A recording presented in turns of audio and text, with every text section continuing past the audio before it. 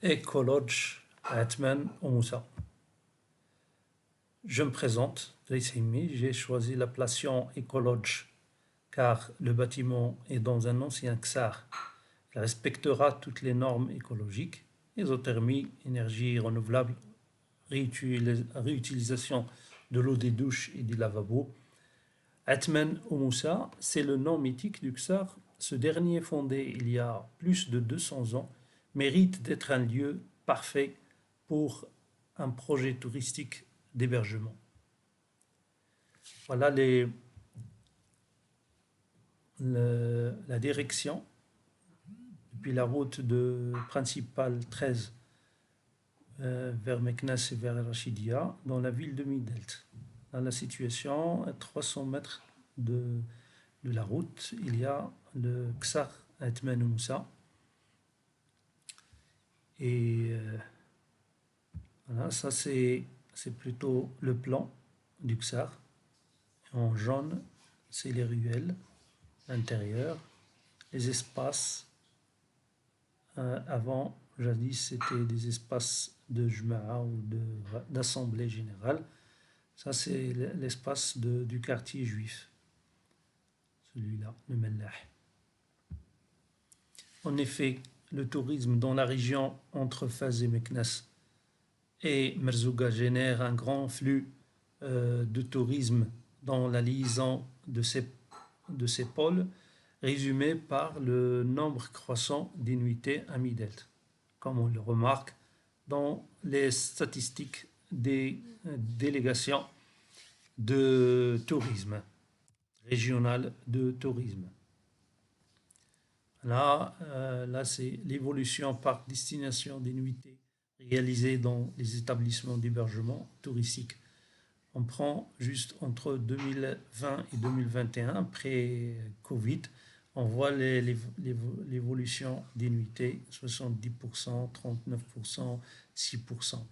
Et là, l'évolution par point d'entrée des arrivées des touristes au poste frontière dans l'aéroport de Fès, qui n'est pas très loin de Midelt. Alors, il y a une hausse de 73% d'arrivée de touristes. Évolution par destination de la capacité hôtelière classée en lit.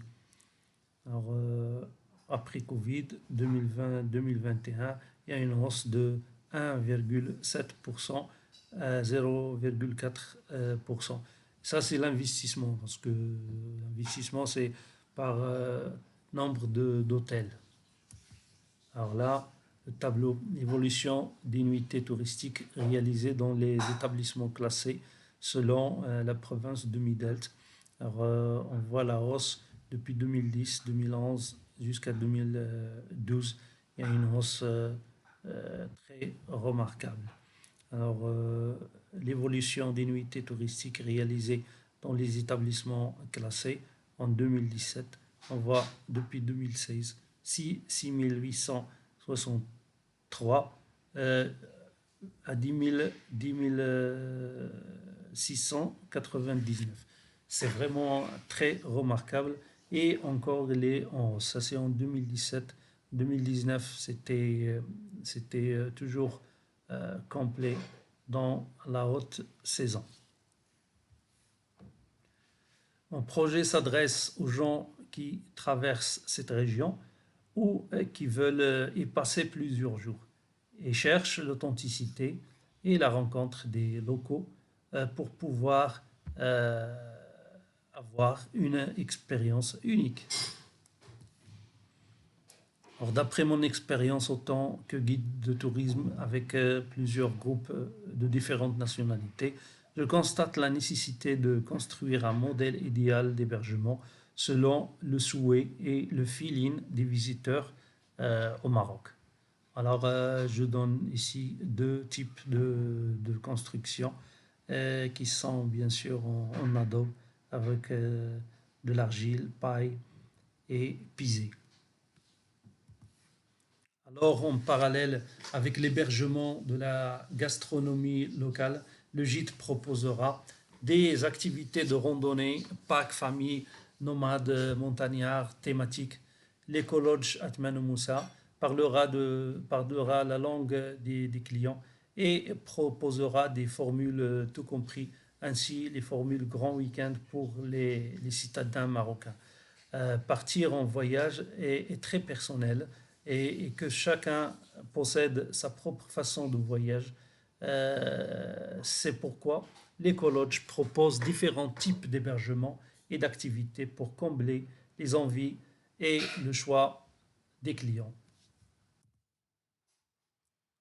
J'aurai plusieurs partenaires qui seront les bailleurs de fonds, la Schmitt, l'NDH, Força, et pourquoi pas d'autres bailleurs de fonds.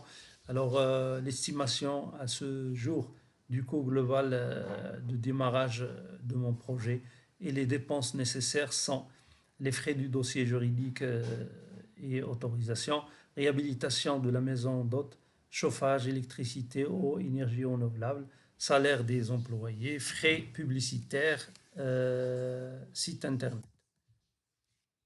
Là, c'est le sommet de l'Ayashi.